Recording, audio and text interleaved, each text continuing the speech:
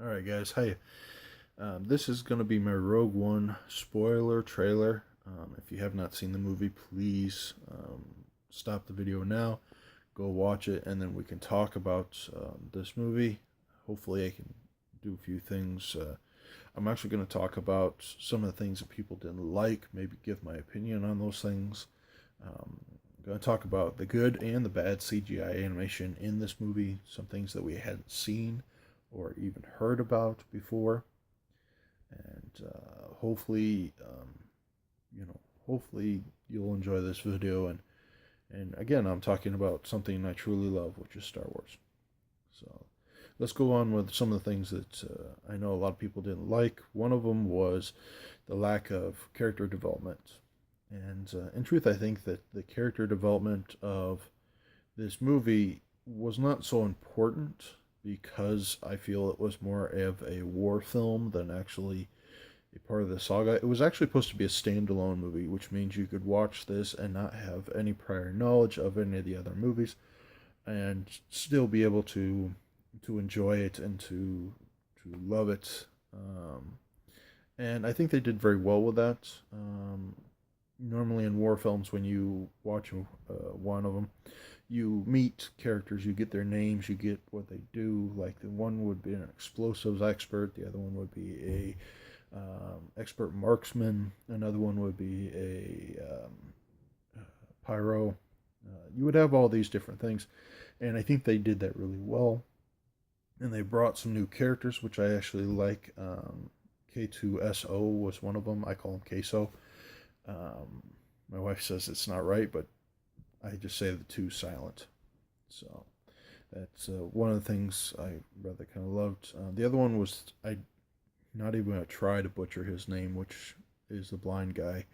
I really liked him. You know, the fact that he felt he was a Force user, but he didn't. He was not a Jedi.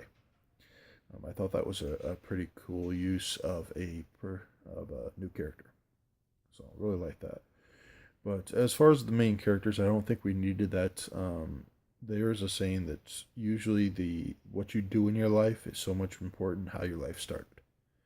So I feel how these people ended their lives was so much more important than where they had started it. So that's not a problem. I didn't have a problem with that. So I actually thought it was pretty good. Uh, and I'm sure we'll get backstory either in comics, movies, video games, wherever, even books. I'm sure they're going to delve into some of the background and some of the story of who these people are and what they did in prior times. Probably one of my favorite pictures I've seen recently is Princess Leia holding the chip. And we just know that Carrie Fisher died just recently. I did a video already on this, but we saw that that chip was the battle plans for the Death Star, and around it would be the Force spirits or Force people who were in this movie, and they said we died so others may have hope. I thought that was a perfect representation of why this movie had to be made and why they all had to die.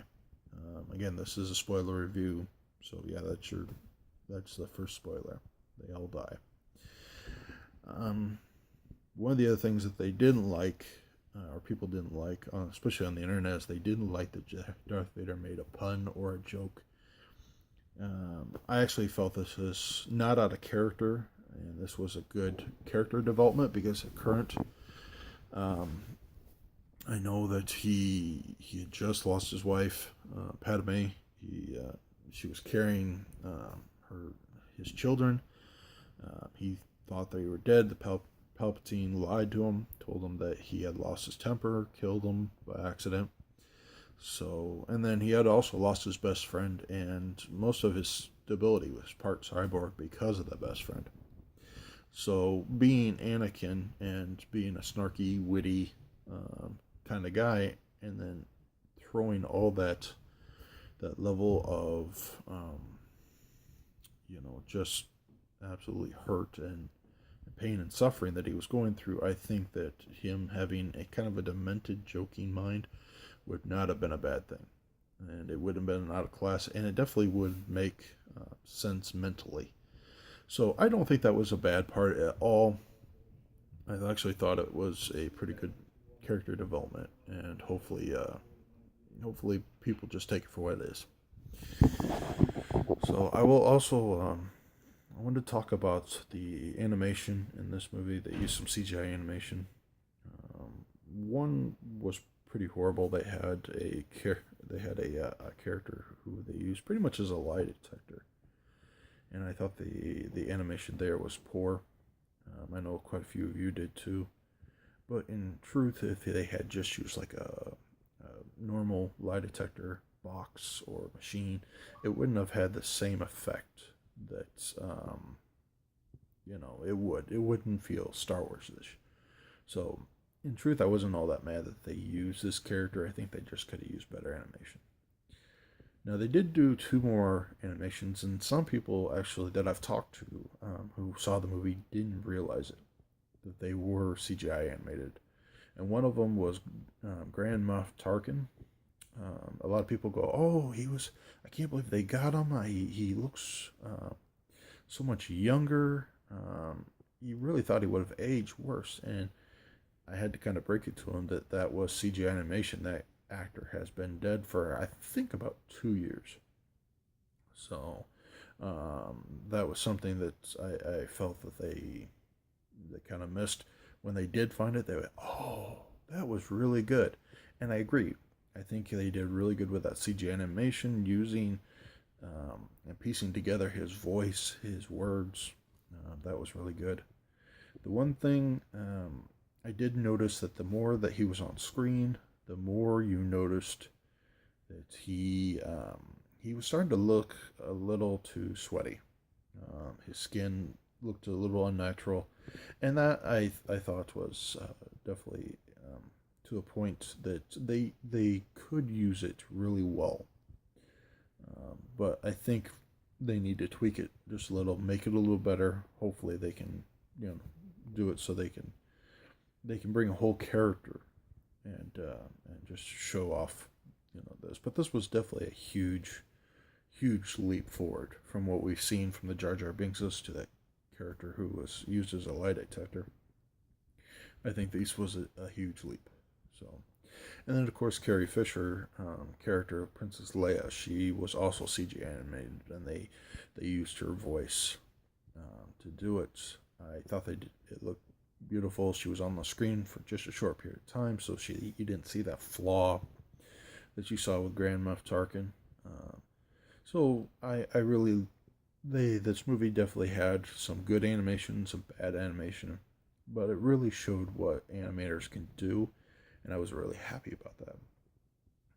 Just a few things that they kind of showed that never had been discussed before, and maybe answered some of the mocking and teasing that fanboys have been doing for years.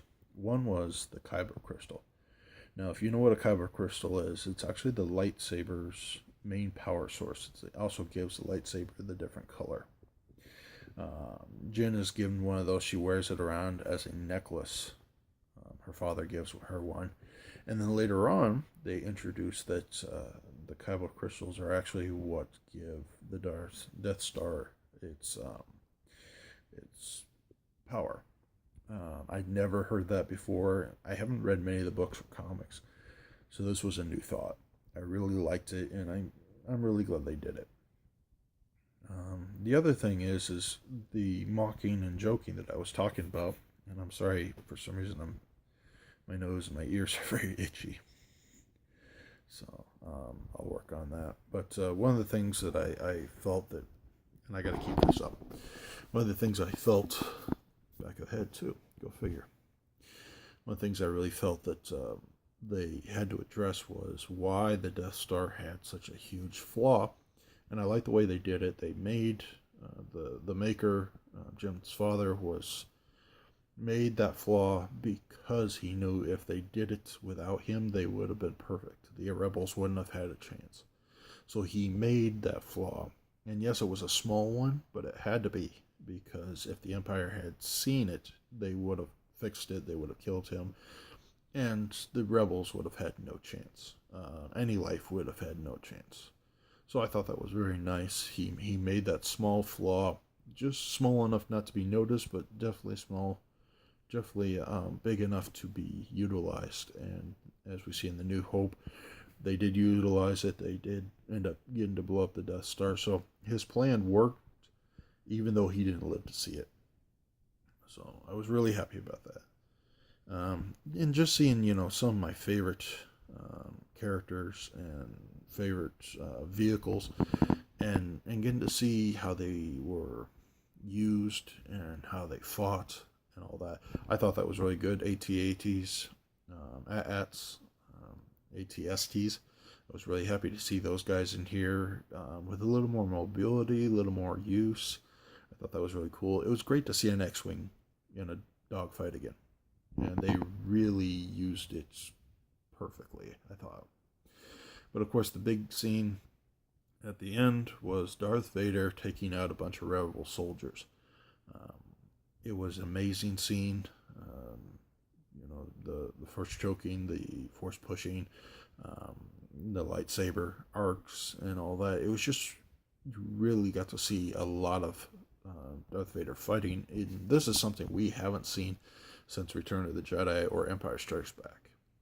So, a lot of people wanted to see this, and I think and I feel that that we have made a strong enough cry out to see a Darth Vader movie. My only hope is that they do not listen to the fans when the fans say that there needs to be a rated R version.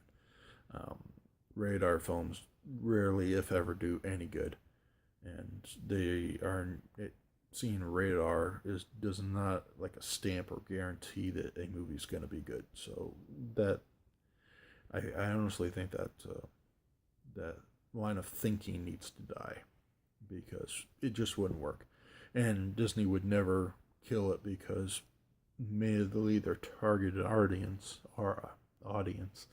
is kids, and if they made it rated R, families would not take it to it, and they would lose a lot of money and merchandising and all that. And I don't feel that Disney would ever do that. Well, guys, this video is about to be about done. I didn't really have anything I wanted to talk about. I love this movie. I thought it was a great movie. I hope they make more like it. I am looking forward to Star Wars 8.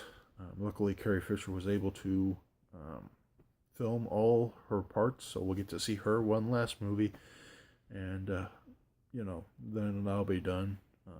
Definitely a sad part, but we'll give her a good send off. I'm also looking forward to the year after that, Han Solo's solo or standalone movie. I haven't heard too much about it, so I'm kind of curious to see who's playing Han Solo, the younger version. So it'll definitely be worth it. Well, guys, I will talk to you later. By the way, this behind me is actually my movie wall. I plan on doing a movie or a kind of a tour, wall tour. I really don't have a room dedicated to my collection, but I do have this wall behind me, so I'm going to get some more lights on and try to record that and get that out to you, because you're going to see a lot of cool stuff. And this is, I think, is going to be my backdrop. So hopefully that'll work. Well, guys, may the force be with you always. And please, if you like this video, give me a thumbs up. And if you want to subscribe, I'm going to try to put more, more videos up, at least 2 a week. So we'll see how it goes. Talk to you later. Bye.